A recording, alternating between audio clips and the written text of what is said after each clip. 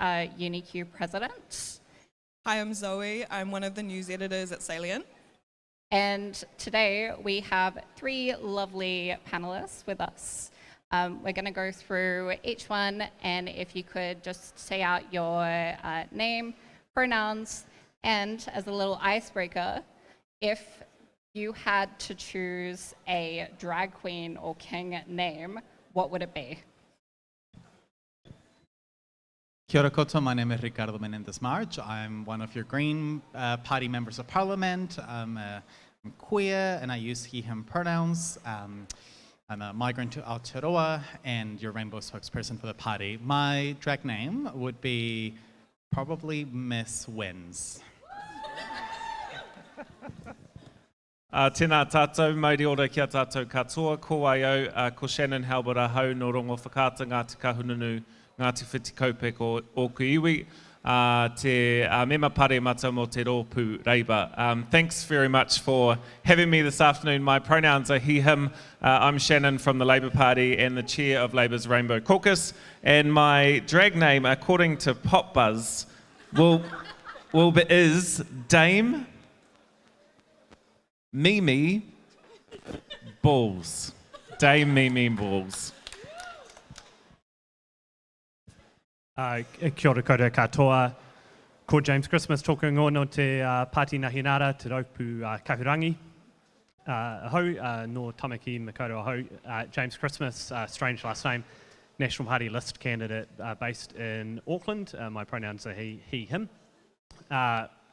I've been put on the spot. I don't know if this political nerds. My drag name, I've decided, is Ivana, after the recently deceased first wife of my least favourite US President, Donald Trump. And my last name is Roosevelt, the last name of my favourite US President. That's Teddy, not Franklin.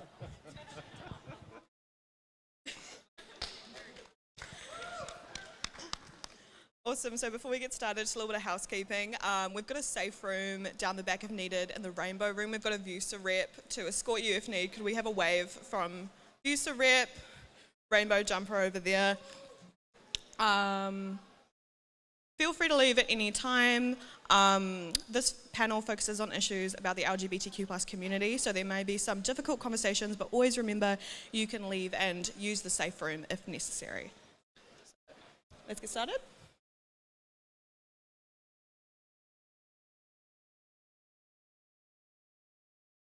Cool, awesome. So the first question we have is, how do you aim to improve healthcare for queer people?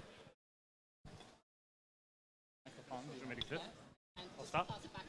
Okay. Well, just to start this one off, I mean, generally speaking, National Party health policy will be out soon. We're going to have a relentless focus on frontline services. What I want to talk about in my 1 minute, though, is mental health, which is a seriously important matter for our rainbow community. I think we can all agree mental health is not in a great state at the moment. Our community is particularly affected by it, over 2 times as likely if you're LGBTQ+, to suffer from depression, anxiety, those sorts of things.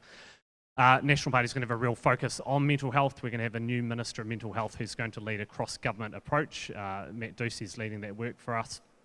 We're going to fund NGOs, we're going to have a mental health innovation fund, basically going to look at whatever we can do across the board, primary health services, to really focus on mental health.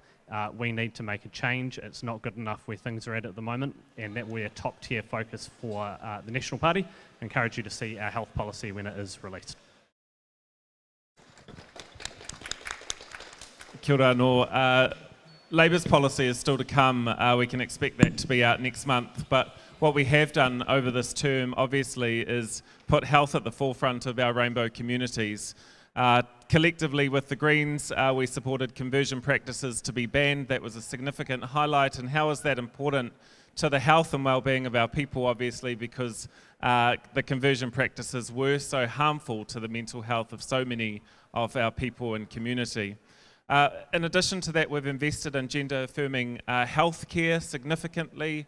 That needs to continue. Obviously, it does take time to build the workforce that we need in order to complete that and continue and raise the volumes up. But also, as we move through our health reforms through to whatu ora, we've got to ensure that we're building an inclusive health service That's a part of what our reforms are about, and our rainbow people have got to be included at that. What I am concerned about for our community and their health and well-being is a national enact government. I'll be free and frank about that, is that will have a negative impact on the well-being of our people. Kia ora. So there's a few factors to this, right? So there's something about government having to work more closely with takatapui, intersex, non-binary and trans people to develop culturally appropriate health services and removing the financial barriers, as well as recruiting people who can deliver those services as well. There's something that we need to do as well about resourcing our tertiary education institutions to develop better curriculum for medical professionals so that rainbow competency isn't just an afterthought, as a tiny part of the curriculum. In the meanwhile, though, because some of those reforms will take some time, we also got to better resource the community organizations who actually have the knowledge about which healthcare providers are actually safe for our rainbow communities right now. Those are the communities who actually understand the needs of them, and while some of them are working in the smell of an Oli rag to actually be able to direct people to adequate services, we do need to put in more resources. And finally, we also need to actually implement a human rights and Mātauranga Māori framework working alongside the intersex community for an intersex healthcare reform, and it needs to be comprehensive on that front.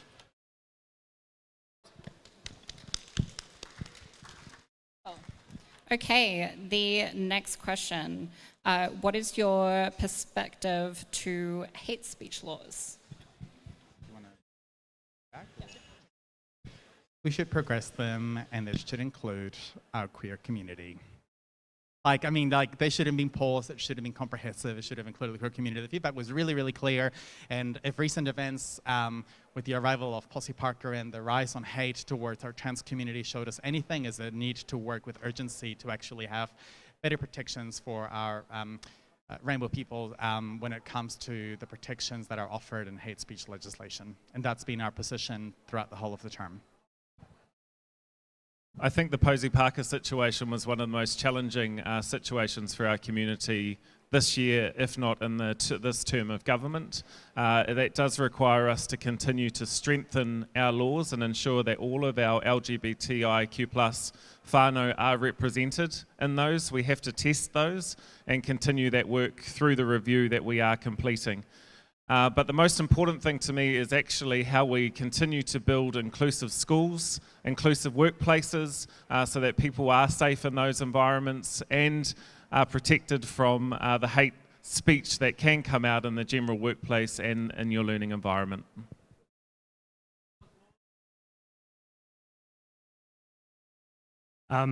I think the experience with the hate speech proposals last year from the government showed how difficult these things are actually to design. My frank view is I don't support criminalising speech through hate laws. I don't actually think it works. I can understand why it seems like an attractive prospect. I mean, a number of us in this room will have been on the receiving end of homophobic slurs, abuse, all those things. And damaging speech, which is not just offensive, but which we consider damaging. I don't actually believe that criminalising speech works. What worries me is that the moment we head down that path, it opens it to future governments to start adding things to it. We, in effect, open a floodgate. I call out denouncing any form of abuse, particularly towards our community. But I don't support handing over a huge discretion to police, prosecutors and the courts to decide what it is and isn't. Can I also acknowledge my colleague Dr. Scott Sharon, our Wellington Central candidate, who is here today and a big supporter of our community. Thanks. Just before we carry on, we'd prefer if you wouldn't heckle or yell at the panellists. If you want to discuss something with them, please come discuss it afterwards, otherwise it just interrupts the flow. Okay, next question. What would you aim to enact policy-wise to uplift queer people? Well, look, I certainly support, if I'm elected to Parliament, anything that removes barriers, arbitrary discrimination from our community. Look, I think a lot of this, you get headlines about the things that aren't non-partisan, but I think a lot of progress has been non-partisan. I look at, National voted for alongside the government with making things easier for surrogacy. voted for the birth certificate changes. One thing, if I have to choose anything, is I really would like to see the Law Commission's work on adoption progressed. That was reported a while ago now, it's been with the government. Look, those things get worked up. A lot of people submit to them. They're trying to address problems that affect real people, and I'd like to see that work progressed and to reform the Adoption Act. At the start of the term, I accepted the petition from a group of young people around gender-neutral bathrooms. We've started that with new builds in school. We want to continue that and secure a resource to allocate and enable schools to not have to make the decisions between the bathrooms and other facilities within the school. I'd like to see better investment in mental health for Rainbow young people. In addition to that, I'd like to see a well thought through all of government approach to coordinate resources and expertise to improve the outcomes for Rainbow people, no matter which ministry is serving, whether that's MSD, whether that's Te Whatu Water, so on and so forth. And there's a bunch more, but happy to talk about them throughout the day. On top of better access to gender-neutral bathrooms, I think at a government level, there's something around the need to create a ministry for Rainbow communities. And for me, that's been really, really clear in recent legislation we've been evaluating in Parliament around the sports integrity unit that has been created that is going to look after integrity in sports and anti-doping, and how actually from a Green Party perspective, we could be strengthening the protections for our Rainbow peoples within that bill to ensure that the board who's making those decisions actually has Rainbow people representation. And I think having a government agency that specifically looks after the needs of Rainbow peoples will help ensure that that analysis is there for every piece of legislation and policy initiative rather than being an afterthought, which often becomes the case.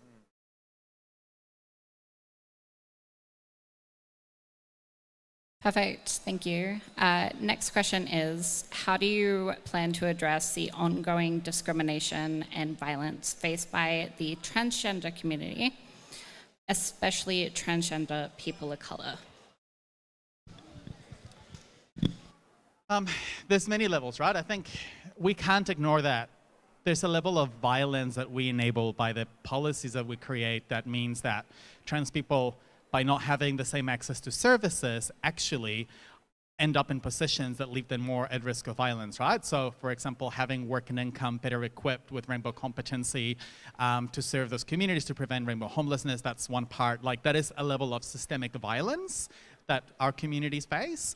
And there's also violence that is experienced in the immigration system, for example, around the barriers that trans people face when accessing visas, because if they're deemed to want to access gender-affirming healthcare, they may be declined a visa. But beyond that, there's also a level of leadership that all MPs and people that are political leadership need to have in terms of how we step up to address the violence that happens, and that's another element to it. But I think resourcing better competency in all government departments would be a step.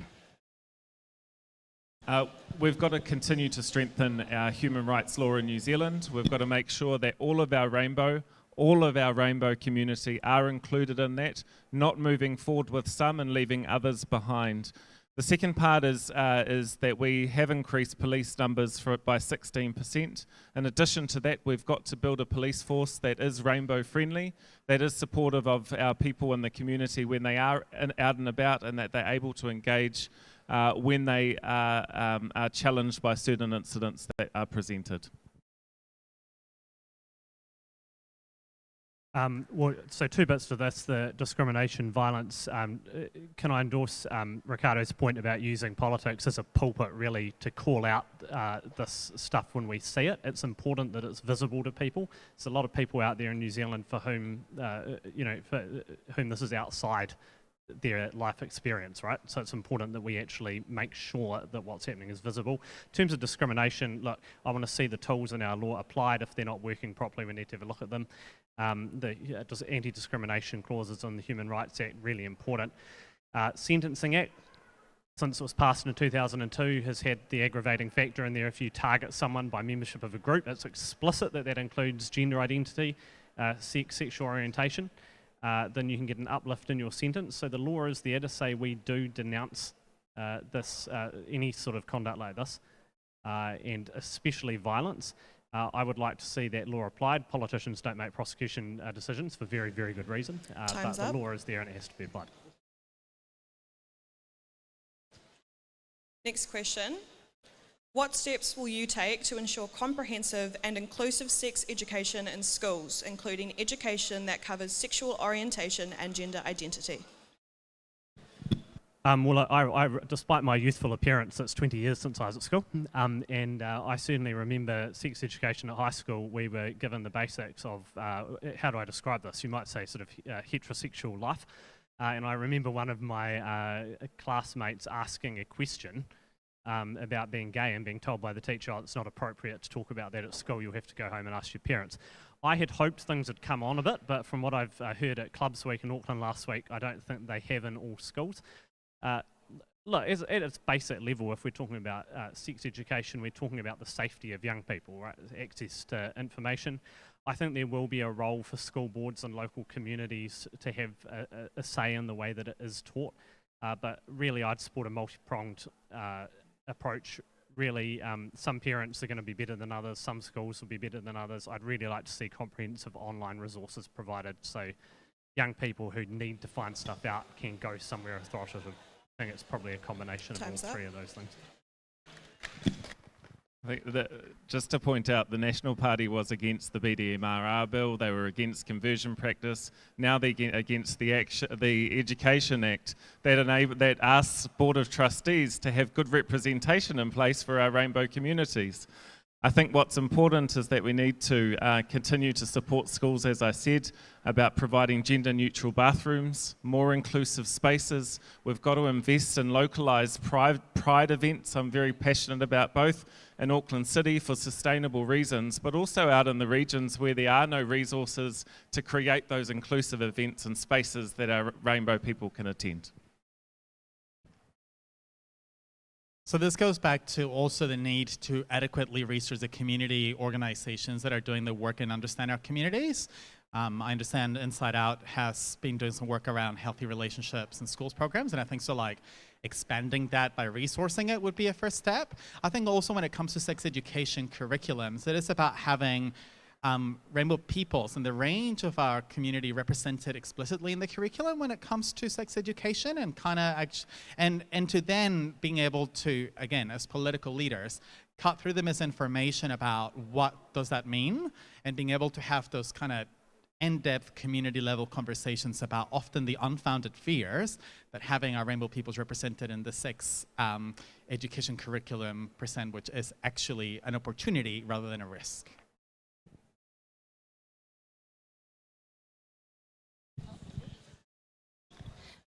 Test. Okay. Thank you. What policies will you advocate for to protect queer youth from bullying and create safe and inclusive school environments?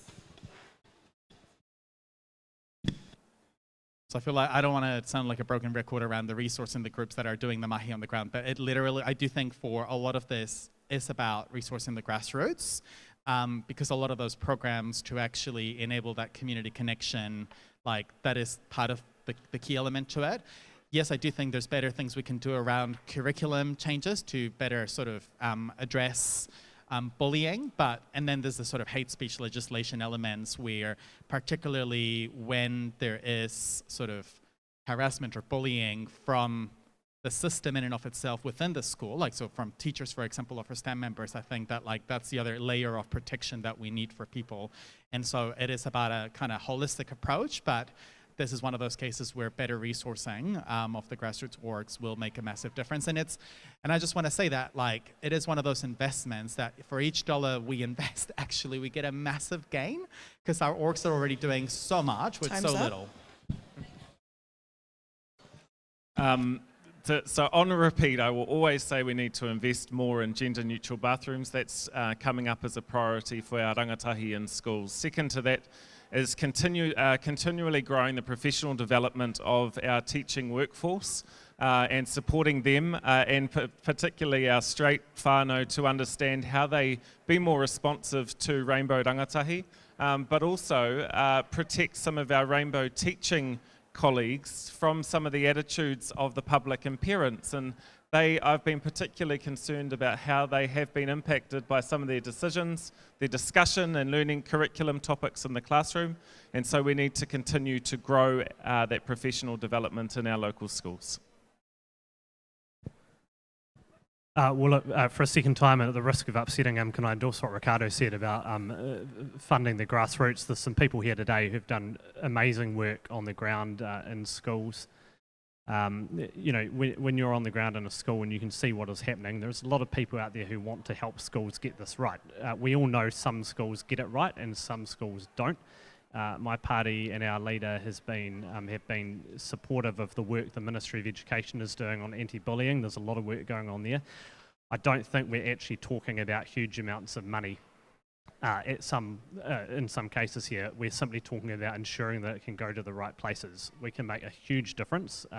National, of course, has our social investment approach, where we are looking at getting bang for our buck. I think there's an absolutely ideal area where we look at that, because we know how corrosive bullying is and how it ruins lives, and it's all just so completely pointless. I think if we can ensure the funding goes to the right place, that's a really good start. Time's up. Cool, next question. What actions will you take to promote the inclusion and representation of queer individuals in leadership positions and decision-making processes? Well, I'm the only person here who's a candidate, and not in Parliament, so I'm not quite in a position yet to think about. I don't want to get ahead of myself and get in trouble by talking about leadership positions. That said, I would say I think we are a community, and I think we do need to look out for each other. I've worked with some amazing representatives from the rainbow community and government departments. In the National Party, we actually have a large and engaged gay membership, rainbow membership, so I would encourage you, if you are looking at the National Party's fiscal policies, for example, and thinking, I like what I see, there is a place for you in the National Party. But back to what I'd say about engagement, Select Committee, seriously important. I think some of the submissions made by the Student Association here have been really important. I'd encourage anyone here who's got a view to put it in front of a Select Committee. Over and above that, look, I think join a political party. You can make a real difference inside a political party. Learn how it works. Our young Nats have made a huge impact on the National Party.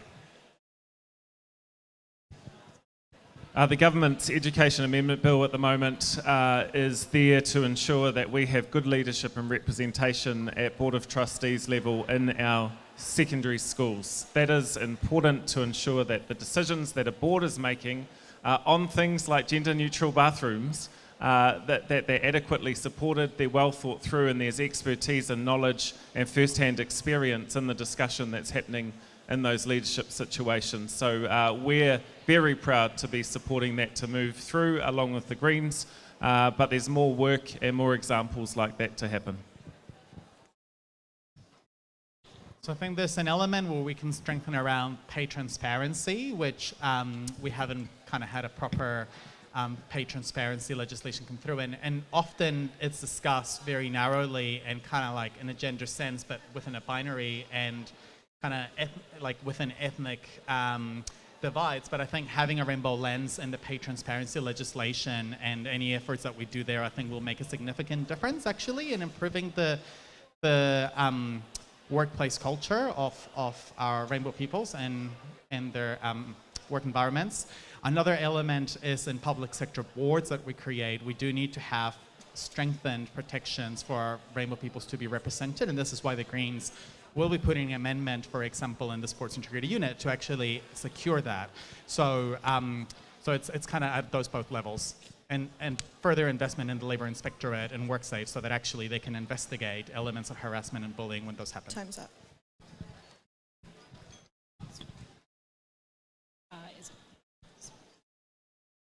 Okay, so this is the final question before we go to some audience questions. Last question is, how do you plan to promote workplace equality and protection against discrimination for queer individuals, including transgender and non-binary individuals? The first sentence? Just to repeat that, how do you plan to promote workplace equality and protection against discrimination for queer individuals, including transgender and non-binary individuals. So in the workplace specifically, yeah. Yes. I mean, I guess it's kind of very similar to my previous answer in that, like, it is about hate speech legislation. It is about actually funding WorkSafe. Like when there are those, when there are complaints that happen in the workplace, when there's like harassment or discrimination, it can be really, really hard to actually get a successful outcome because of the massive backlog that it exists for our entities that are supposedly resourced to deal with those issues, but also actually having rainbow competency within the agencies in the labor inspector and in WorkSafe that deal with those matters is another element of it. And finally, I go back to just the need to actually have the hate speech legislation in place. Finally, going back to the work and income example, this is an area where we need better resourcing of work and income rainbow competency so that when we're supporting unemployed people into work, actually they are supported in a way that meets their aspirations, and when people don't have a job that meets their aspirations, they're not have the benefit cut off, especially if they were facing harassment in that previous work. So I certainly think that inclusive workplaces are about some of the work that we're seeing from larger organisations in the corporate sphere. We are seeing a lot of pride events coming through in those environments. At the other end, I do think the basis of paying people what they're worth, increasing the minimum wage, ensuring that they're a valued member and employee of their organisation, those things are important to building a broader inclusive workplace culture. So the Employment Relations Act has pretty strong provisions against discrimination in there. As I said earlier, the law as it is needs to be applied. But an important part of the rule of law too, sorry to sound too much like a lawyer, is that people are aware of it and that it's accessible. And that means that people are aware of their rights in the law. It's an important part of it. One thing, just to pivot slightly, and sorry if this is boring, is I think a part of accessibility of the law is that the government departments which are responsible for administering them need to ensure that they are available in a way that is comprehensible to a non-lawyer, for example. So I support the idea of having government departments have pretty comprehensive guides to the law that they look after on their websites, and that would mean in the Employment Relations Act I'd like to see a real emphasis on what people's rights are in terms of discrimination in the workforce. And as I said before, if those laws aren't working, we need to look at them.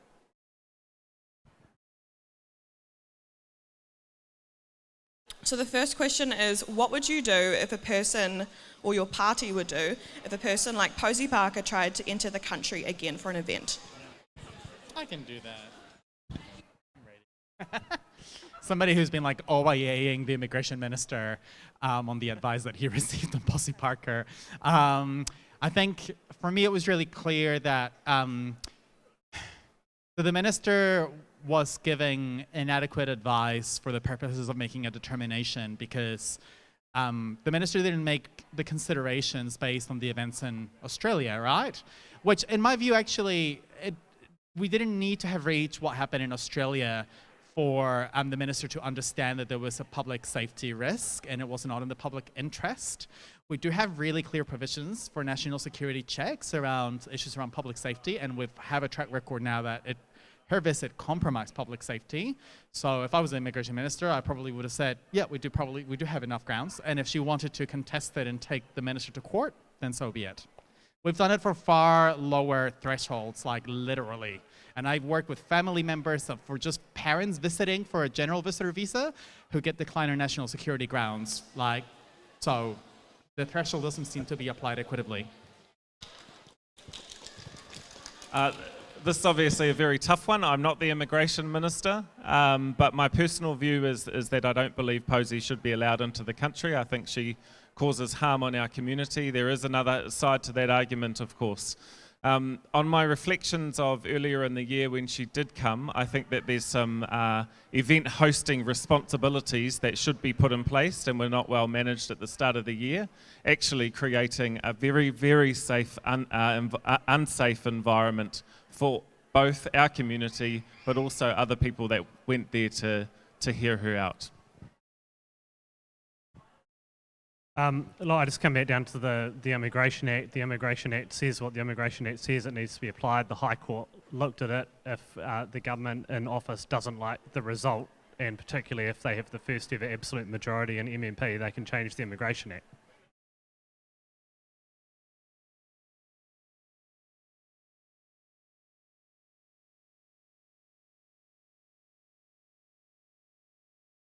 Cool, it's working. All right, thank you. Same thing again, I'll ask a question and give you guys 30 seconds to a minute to answer.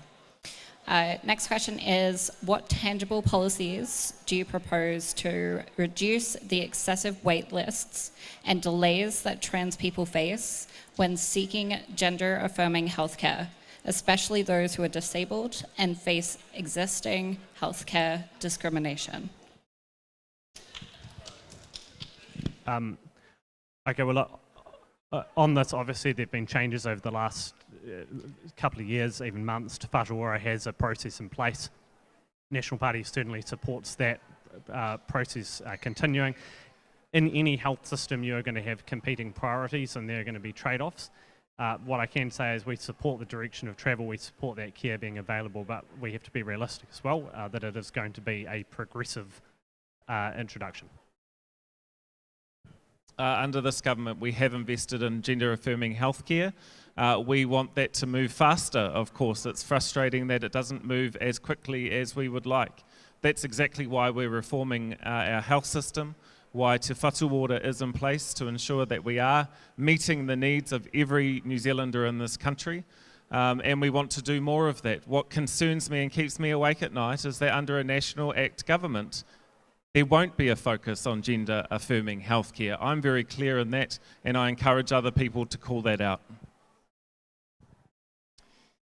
So while acknowledging the risk of a right-wing government, I think there's more that we could do, of course. One of them is removing, there's the waiting list stuff, and I think there's the stuff we can do to grow the capacity to actually develop in the country capacity to deliver those services. That is in the long term. I think we can do more in terms of putting resources for Immigration New Zealand to actually recruit people to come and settle here that can deliver those services, to then increase the number of people that can deliver them.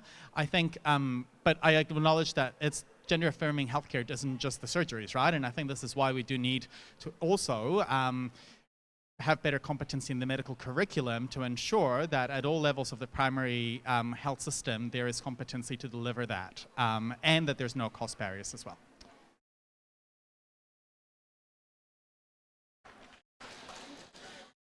Next question.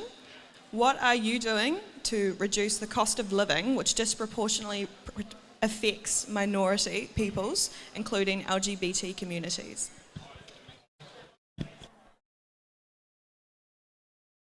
So we know that our rainbow peoples are overrepresented in things like homelessness statistics, right? And so there is more that we could be doing to actually have fit-for-purpose emergency housing and transitional housing services that are safe for our rainbow peoples. So that's one element of it.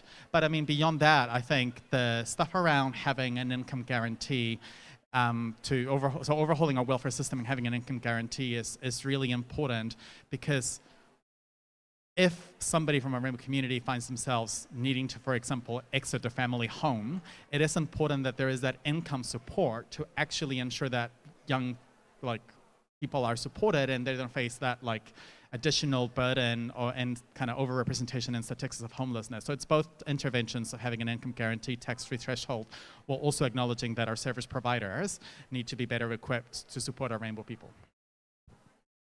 I got to be involved in the half-price public transport for under 24s decision and free for under 13, as well as those that hold a community services card. That's a targeted measure. On top of that, I'm very proud of the work that our government has done to lift wages and benefits over that time while we bring down inflation. We've lifted minimum wage from $17.80 back in 2017 up to $22.50 now. That's a significant leap, but that's only one measure. We've got to ensure that we bring down inflation, but continue to take targeted responses to the areas where we are seeing those increases. Supermarkets, banks are another two examples where we're getting onto those too.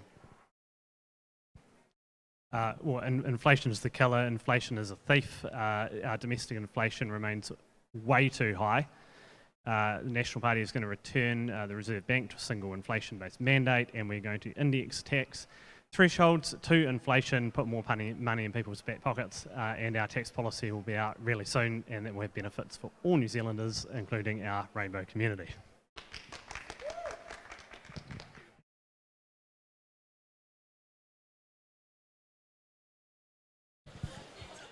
Test, okay. Last question for today. What are you doing to decrease anti-LGBT sentiment within your own parties? Well, look, I've been a member of the National Party since I was at high school, since I wandered around with a Jenny Shipley badge on in third form. I didn't have many friends in third form, believe it or not. Look, the National Party, I've got a great set of colleagues, fellow candidates in the National Party who are very supportive of our LGBT community. I've never had any problems in the National Party myself. I'm a gay guy, I'm married to another James, which is awkward.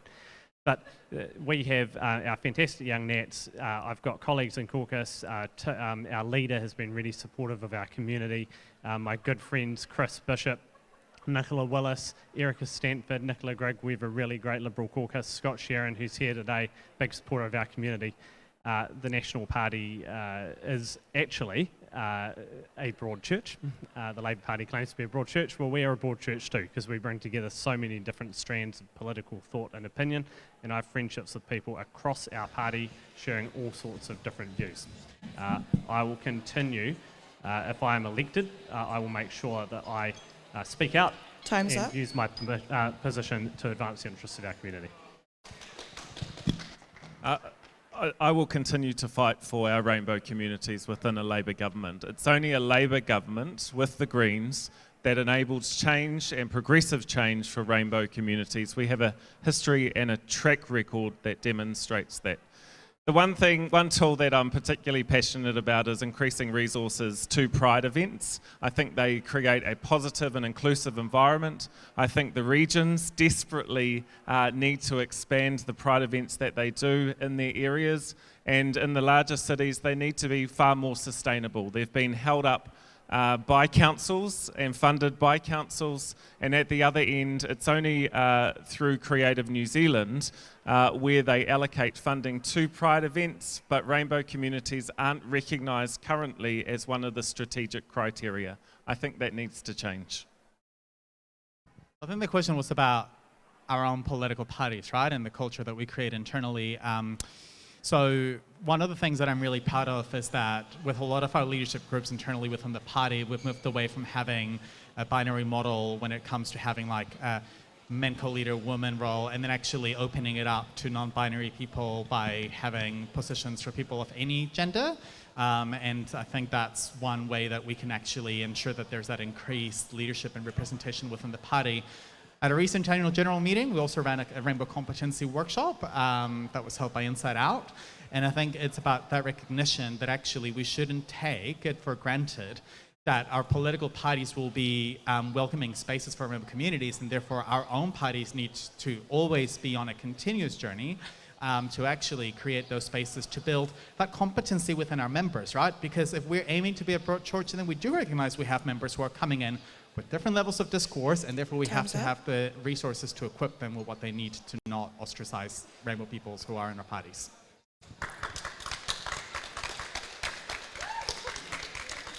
We've reached the end of our panel. We've finished a little bit early. Thank you everyone for coming out, and thank you to our panellists from Labour, the Nats and the Greens. The panellists will be chilling for a little bit afterwards if you want to ask them any other follow-up questions. Remember that the election will be happening on the 14th of October. Keep an eye out for the Wellington Central debates and Rongotai debates that will be happening here, and more events leading up to the election, and make sure you follow Salient, VUWSA and UniQ on the socials for more updates. Thank you so much.